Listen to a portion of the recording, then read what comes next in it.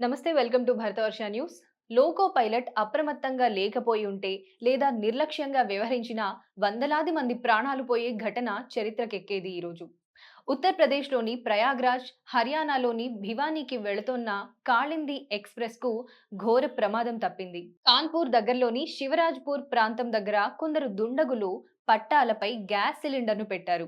అయితే కాస్త దూరం నుంచే పట్టాలపై ఏదో ఉందని గమనించిన లోకో పైలట్ వెంటనే ఎమర్జెన్సీ బ్రేకులు వేశాడు. దీంతో రైలు ఆగే సమయంలో సిలిండర్‌ను ఢీకొట్టింది. అది దాదాపు 50 మీటర్ల దూరంలో ఎగిరి పడింది. మరోవైపు సమాచారాన్ని అందుకున్న యూపీ యాంటీ టెర్రరిజం స్క్వాడ్‌తో పాటు లోకల్ పోలీసులు సిలిండర్‌తో పాటు పెట్రోల్ బాటిల్, అగ్గిపెట్టెను స్వాధీనం చేసుకున్నారు. అయితే సిలిండర్ ఫుల్ గ్యాస్‌తో ఉందని పోలీసులు గుర్తించారు.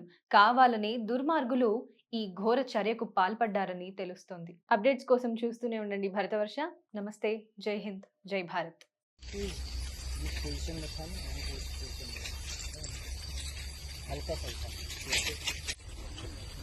गाड़ी से पता लगा कंपनी कौन सी है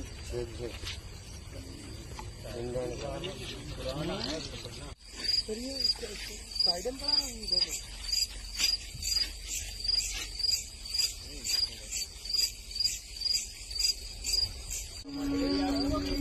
लेके जानी थी